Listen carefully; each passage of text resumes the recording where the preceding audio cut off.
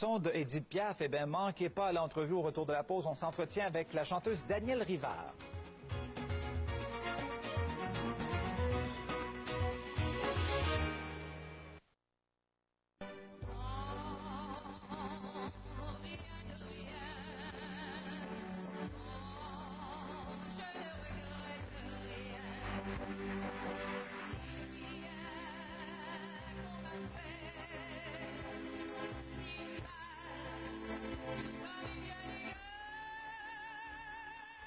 À l'âge de 4 ans, elle chantait du Édith Piaf, puis on a vu que quelques douzaines de lunes plus tard, elle chante toujours Édith Piaf. Danielle Rivard est une chanteuse.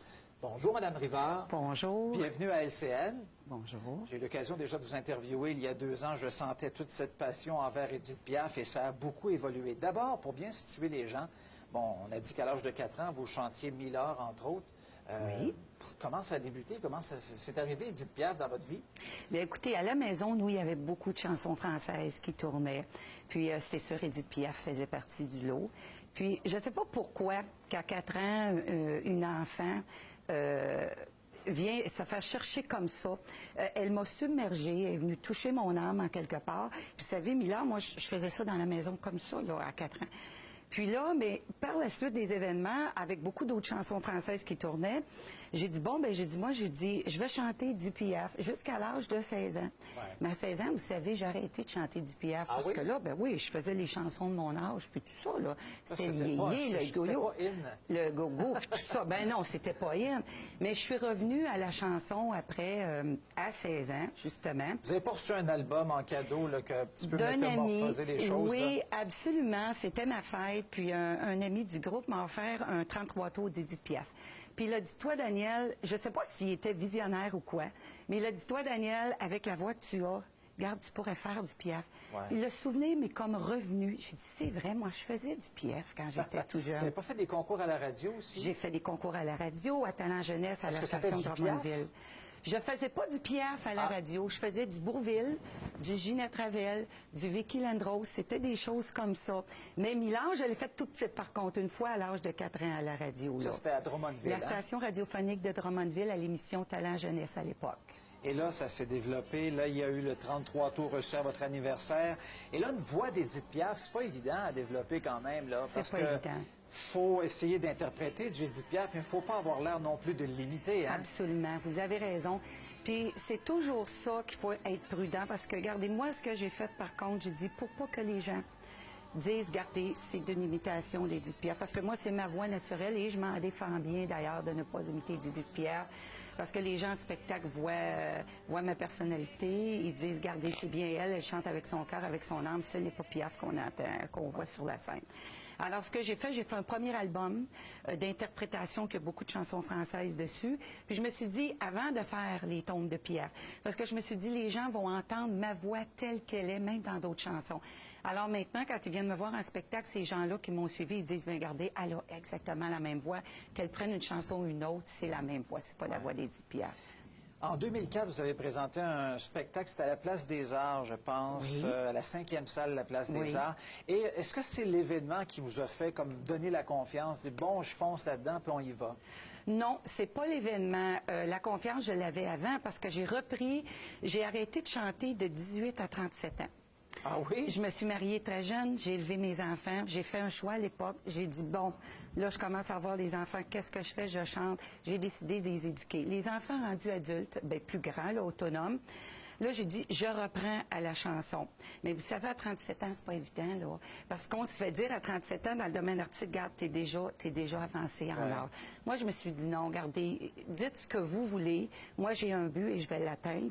Puis je me suis dit, indépendamment du talent, ça n'a pas rapport, l'âge, avec le talent. Puis là, j'ai repris à chanter doucement. J'ai refait des concours, comme au Club Soda. Il y a un concours qui était annoncé. 18 participantes, je l'ai gagné. Puis là, c'est là que j'ai pris ma confiance. J'ai dit, ben Danielle, t'es vraiment faite pour chanter. Parlez-moi, parce que là, il y a 3 albums de sortie. Bon, il y a Piaf, tome 1, tome 2 qui s'en vient. Il y a eu La Quête aussi. La Quête. Parlez-moi du porte-à-porte là, pour vendre des albums. Ça, c'est en 98. Ce que j'ai fait, c'est que là, c'est ça. Avant que je réussisse à faire mon premier album de La Quête à l'âge de 42 ans, parce que ça prenait des sous pour financer ça. Puis moi, je travaillais à travers ça, parce que quand on recommence, on ne peut pas, avec les petits spectacles, tout financer ça, là. Alors, j'ai dit, je fais du porte-à-porte. J'ai fait du porte-à-porte, j'ai frappé au pas des gens. Vous savez, c'était pas facile parce que je rentrais dans l'intimité des gens. Oui, là. ça, c'est une vente à pression. Je frappais et je disais, monsieur, madame, bonjour, mon nom est Danielle Rivard, je fais un spectacle au Prélude à Brossard. Je lance mon premier album. Voulez-vous m'aider? Écoutez, je vais vous faire entendre ce que je fais. J'avais une radio avec moi. Écoutez au moins ma voix. Si vous aimez, vous pouvez l'acheter ou m'encourager à acheter des billets. C'est quoi la réaction si des vous gens? J'ai eu une bonne réaction, M. Bolduc. J'ai eu une bonne réaction. Il faut le faire. Je vais vous dire, les premières portes, là, j'étais nerveuse. Mais quand j'ai vu que ça allait bien, j'ai dit, je continue. J'en ai fait comme 4 mois du porte-à-porte. Ouais. Mais j'ai réussi à remplir ma salle au Prélude à Brossard. Ah oui? Oui, puis j'ai vendu environ 500 albums en porte-à-porte. Ça m'a aidé pour le financement. Puis je leur disais, écoutez-moi, si vous aimez pas ça, on n'est pas pires amis. Ça a bien fonctionné, ça a bien fonctionné. Par la suite, après ça, là, j'ai eu des problèmes avec une première compagnie de production, que ça n'a pas fonctionné. J'étais pas d'accord la manière de fonctionner. Alors, j'ai dit, moi, d'abord, je me retire, je fonctionne seule. Là, il y a eu encore des problèmes financiers qui se sont ajoutés à ça. Puis là, j'ai dit, ben, je repars, je lâche pas, je continue. Là, par chance, j'ai rencontré, puis c'est une grosse chance, je vous dis, c'est un cadeau du ciel. J'ai rencontré mon conjoint qui est devenu mon gérant. On a fondé notre propre compagnie de production, les Productions Oasis. Puis là, ben, on s'autofinance, ça va bien. Mais là, le temps file. Parlez-moi, là, vous en allez en France prochainement, là. Oui, ça, c'est toute une aventure. Parce que depuis 2 ans, depuis qu'on s'est rencontrés, nous, on était en communication avec la France. Puis on a eu la chance que monsieur là-bas, monsieur Jean-Paul Éliard, qui est notre apporteur d'affaires maintenant, communique avec nous pour dire, regardez, est-ce que vous voulez que Danielle ait une page sur mon site web, si je peux faire quelque chose pour elle, pour y trouver un label en France ou tout ça, parce qu'il avait entendu des extraits audio et vidéo par notre site Internet. Alors, ça a pris quelques mois pour négocier un contrat puis tout ça. Puis lui nous a mis en communication avec un producteur là-bas en France qui a écouté le DVD promotionnel de la Place des Arts. Puis après, on a eu la réponse il y a quelques mois que c'était accepté qu'il organisait une tournée. Donc, vous partez au mois d'avril, je pense, pour combien de temps? 3 mois minimum, 3 mois. et c'est possible que la tournée se prolonge. Eh bien, c'est intéressant. Pour présenter Connaissez-vous le les spectacle. endroits où vous allez performer? J'ai ou... pas encore les endroits précis. C'est en région française. Je sais que je passe à Paris. Ça, ils me l'ont dit. Ça, c'était mon rêve Un d'aller rêve à de Paris. jeunesse, hein? Ah oui, absolument. Et absolument. il y a un spectacle du côté de Drummondville aussi, hein? Oui, le 14 janvier prochain à 20h au Centre culturel de Drummondville. D'ailleurs, ça, là, c'est avec une grande fierté parce que je suis native de Drummondville. Ben oui. Hein. Alors, j'ai hâte d'être sur la scène parce que c'est sur cette scène-là que je faisais mes concours dans le temps de Drummondville. Ouais. Et bon, vos albums, on peut se les procurer à quel endroit? Chez Archambault Musique et chez quelques autres disquaires, vous pouvez aller voir sur le site Internet lesproductionsoasis.com et les gens vont avoir tous les renseignements. Et la chanson qui vous fait vibrer le plus d'Édith Piaf, c'est laquelle? Je vais vous dire, sont toutes belles. Sont toutes belles. De particulière, je vous dirais que c'est Mon Dieu. Ah oui? Mon Dieu, oui. Oui. Mon Dieu, c'est spécial. Parce que vous savez, Piaf était... c'est une dame qui chantait de l'amour, mais du drame. Parce que même dans ses chansons rythmées, c'est toujours du drame. C'était une période difficile à l'époque. C'était une période hein? difficile. Puis elle est venue me chercher avec ça, avec les émotions, avec ce qu'elle ressentait. Puis je vais vous dire que ça se rapproche beaucoup de moi. Ah oui? En quelque part, oui. C'est peut-être pour ça que depuis tout petite, j'ai une certaine facilité à interpréter Piaf.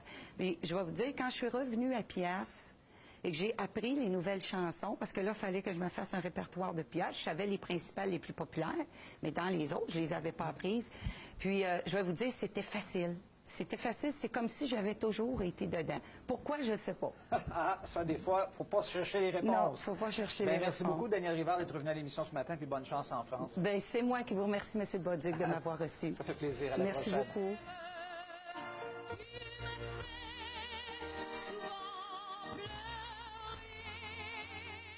27e de la saison pour les Rangers. Il y a quelques secondes à faire à peine au match. Et en début de rencontre au Colorado, 0-0 entre l'Avalanche et les Blue Jackets de Columbus. Début des séries éliminatoires dans la NFL aujourd'hui dans l'Association nationale.